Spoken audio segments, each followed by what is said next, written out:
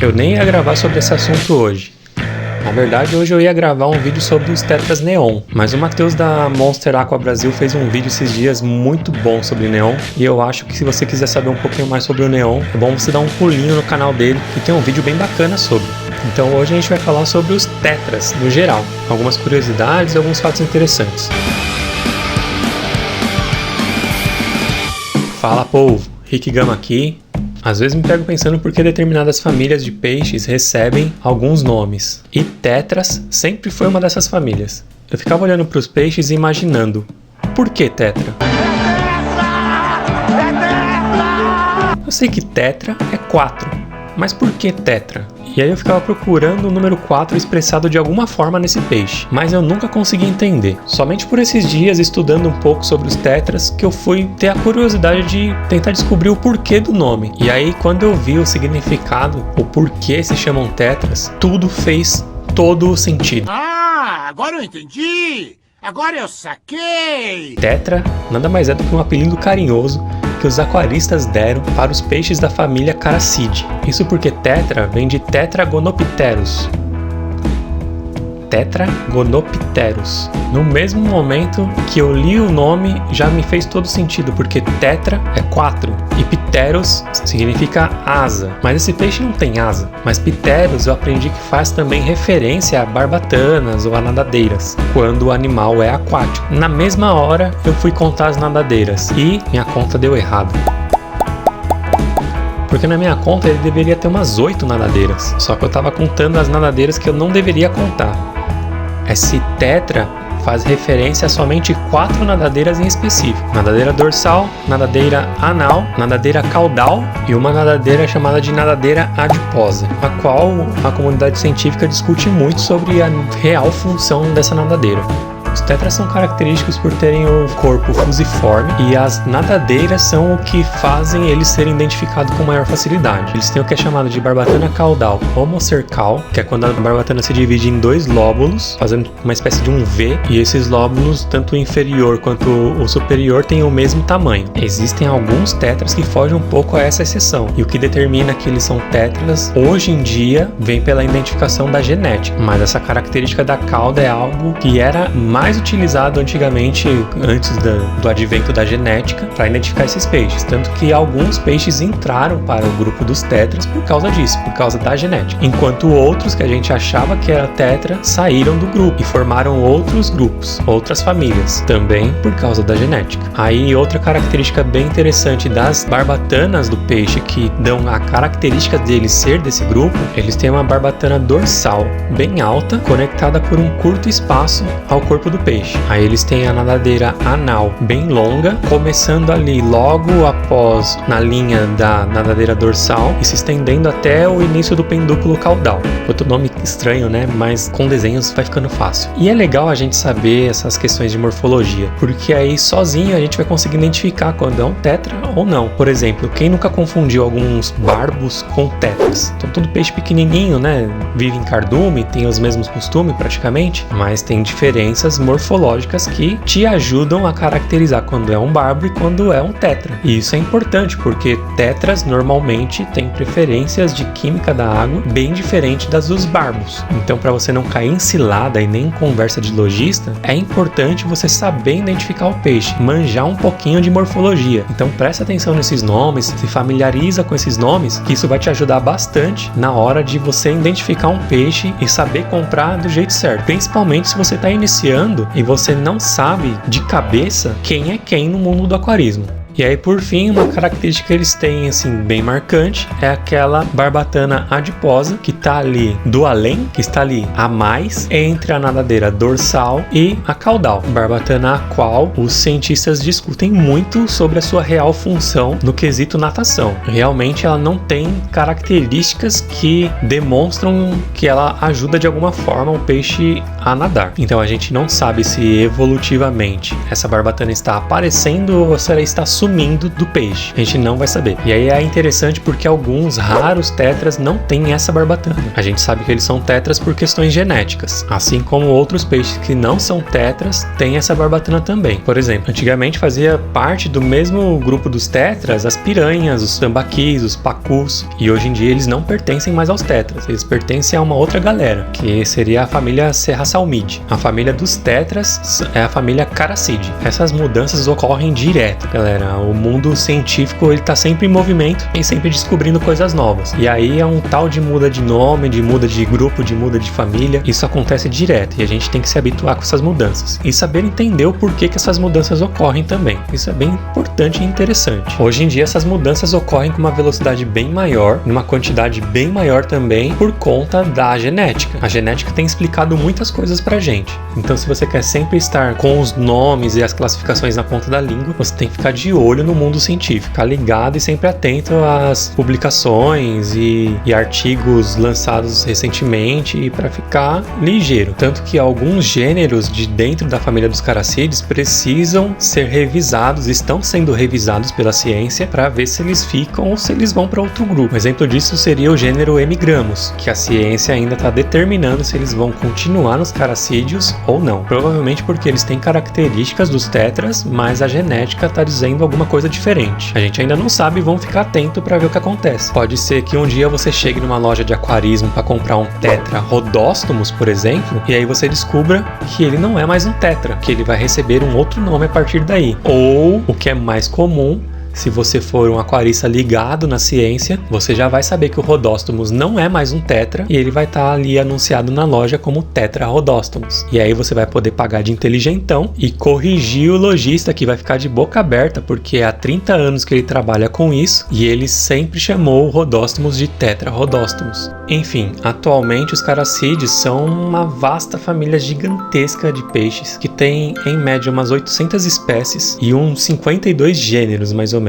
São os números atuais, né? Com todas essas mudanças, esses números vão crescendo ou diminuindo. A área de distribuição dos tetras, a gente sabe. América, certo? Mais ou menos. Os mais comuns que a gente tem mais acesso no aquarismo, eles estão localizados na natureza, desde o sul da América do Norte, passando pela América Central e América do Sul, com bastante quantidade de população na Amazônia e no centro-oeste brasileiro também. Mas existem alguns tetras na África. Os tetras africanos não são tão populares no aquarismo também. Se falando de África, eles ficam bem coadjuvantes dos ciclídeos africanos. Por isso não são tão populares, nem conhecidos e nem tão cobiçados. E apesar de terem bastantes características bem parecidas com os nossos tetras aqui, eles foram divididos para uma outra família. Isso por questões de especiações. Então, houve uma cisão, a qual por conta de isolamentos geográficos, eles foram separados para outra família, que seria a família Alestidae. Mas sim, eles têm características parecidas e provavelmente as mesmas origens, e a separação certamente se deu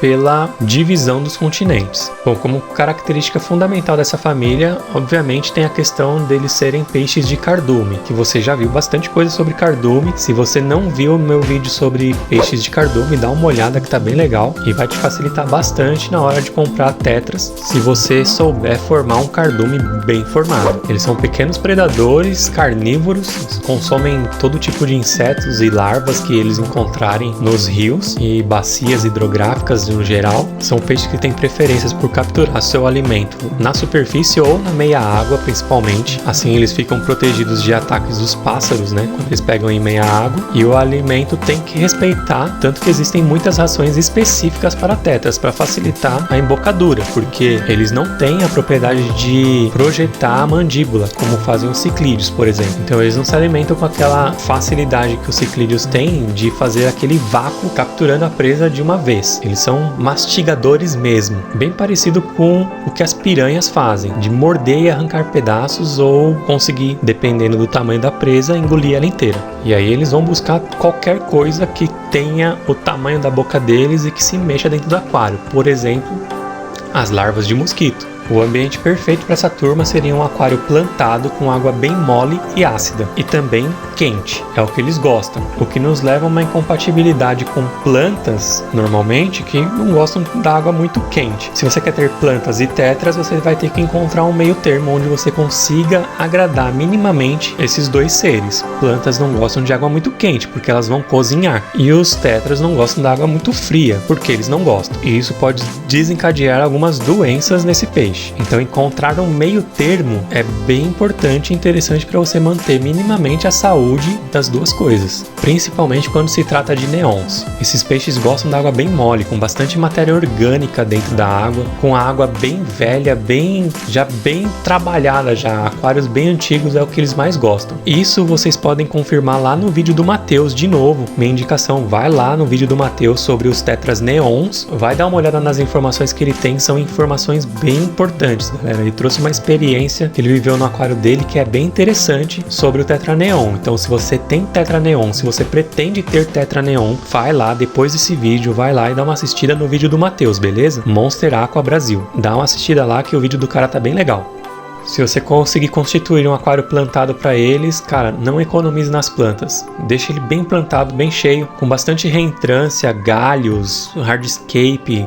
Seja bastante criativo nisso tudo, porque eles gostam bastante de viver entre plantas e raízes e plantas de superfície, por exemplo. Enfim, essas coisas eles gostam muito. Isso traz muita segurança para o peixe. E aí, quanto mais seguro ele se sente, mais bonito ele fica e mais exibido ele fica. Então, segurança para essa galera, para essa família dos caracídeos, é bem importante. Essa questão psicossocial desses peixes, né, de viver em cardume, o cardume traz segurança para esse tipo de peixe. Então você conseguir trazer um cardume bem constituído, com um aquário bem montado, trazendo bastante segurança para esses peixes, você pode ter certeza que a coloração deles no seu aquário vai ser 1000 vezes mais bonita do que a coloração que a gente encontra eles na loja de aquarismo. Manter os parâmetros químicos e físicos da água da forma correta, na qual eles gostam bastante, e trazer esse tipo de segurança para eles é a receita certa para você ter os tetras mais bonitos no aquário. A gente sabe que o bem-estar está intimamente relacionado à coloração dos animais. Se você não viu o meu vídeo sobre por que os peixes mudam de cor, vai lá ver que explica bastante coisa sobre isso. E aí vegetação e um ambiente que traz toda essa segurança, obviamente que vai despertar comportamentos mais naturais e mais primitivos desse bicho, principalmente os comportamentos de reprodução. Não é muito comum a gente ver tetras se reproduzindo em aquários, porque ou a galera tem um aquário faltando alguma coisa para esse peixe se reproduzir, né? Alguma preferência que vai deixar ele à vontade a ponto de se reproduzir no aquário, ou porque simplesmente a gente não vê os filhotes vingando. Então, uma vegetação bem densa e um hardscape com bastante obstáculo vai promover um certo sucesso para alguns alevinos. Então, eventualmente, se o seu aquário estiver todo em ordem, você pode testemunhar uma aparição de um alevino ou outro, no qual, sendo bem honesto, se você não separar do aquário, dificilmente ele vai vingar por muito tempo, porque os pais não têm cuidado parental com os filhotes e eles vão confundir os filhotes com larvas e vai acabar comendo esse alevino. E eles são muito bons nisso. Então é praticamente zero chance para o alevino. Se ele der a cara para fora da moita, ele vai rodar. O que nos leva a um outro assunto sobre essa família, que é a questão reprodutiva. Eles não têm cuidado parental. As fêmeas simplesmente lançam os ovos na hora da reprodução, lançam os ovos no cardume, os machos fertilizam esses ovos e esses ovos fertilizados ficam ao sabor das correntezas para espalhar e disseminar esses ovos por aí, onde eventualmente o alevino vai acabar nascendo espalhado por aí no rio. Só depois do alevino crescendo vão se reagrupando e formando novos cardumes. Que coisa louca, né? Essa reprodução. Os pais espalham os ovos por aí e essa população, que ainda nem nasceu, vai formar 2, 3, 4 ou sei lá quantos cardumes diferentes naquele ecossistema, o que traz um sucesso absurdo para essa espécie no quesito de variabilidade genética, porque a probabilidade de você ter uma consanguinidade num ambiente como esse é muito pequena.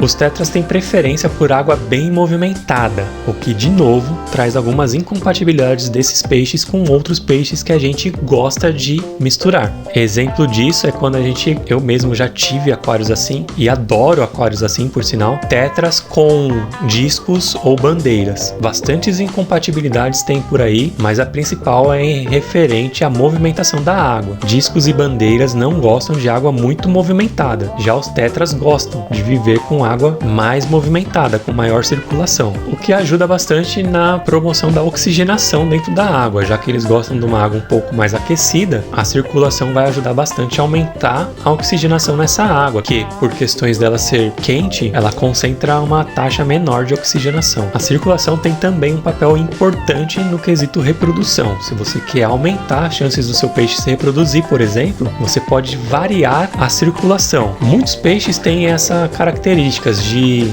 identificar mudanças no ecossistema que ele vive, principalmente na questão de quantidade de água ou velocidade da água, questões de temperatura da água, mudanças na temperatura, na circulação, na profundidade do aquário. Essas mudanças repentinas despertam em vários peixes a questão reprodutiva. Eles procuram se reproduzir, a maioria dos peixes na verdade procura se reproduzir perto de épocas de cheias. Então uma circulação mais forte, pensa comigo, vai caracterizar uma cheia, como se tivesse mais água entrando com maior velocidade no ecossistema. Isso faz com que o peixe identifique que é época de cheia. Além disso, a temperatura da água também. Variações na temperatura, principalmente para cima, caracterizam uma época de verão ou primavera, a qual é a época preferida para eles se reproduzirem, porque eles sabem que nessas épocas, eles sabem instintivamente que nessas épocas a quantidade de água é maior.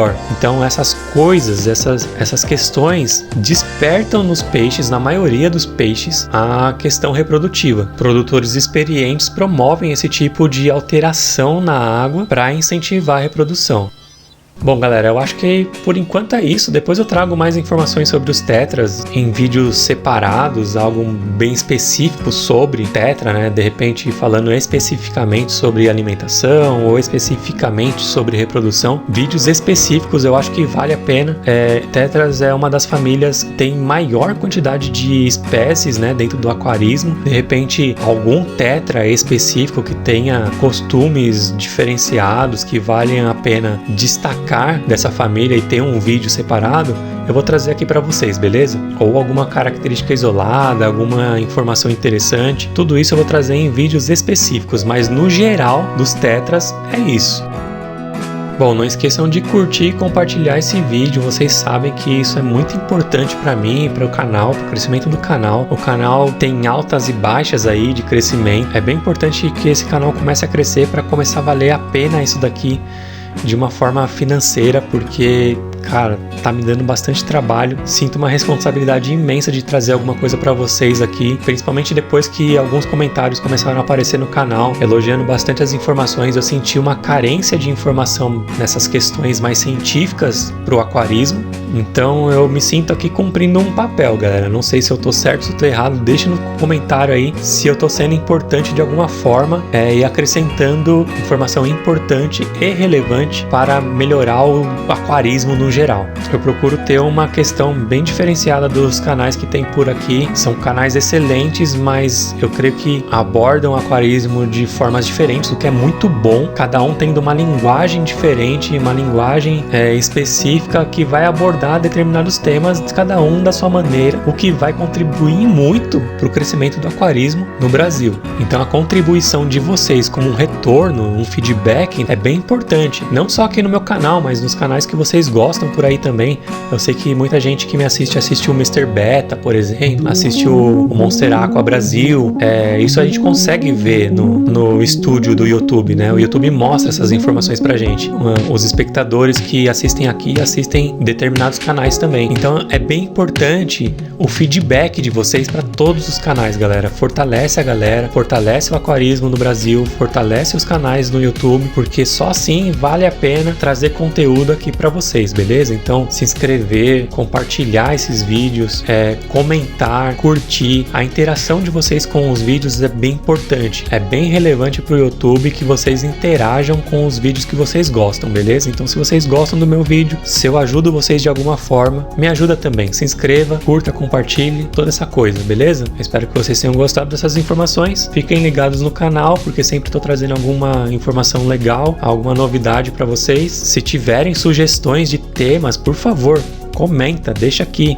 Fala sobre isso, fala sobre aquilo.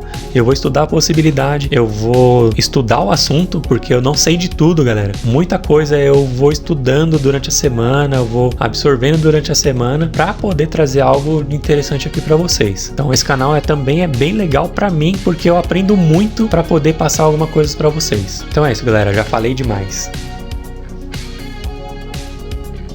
Tchau.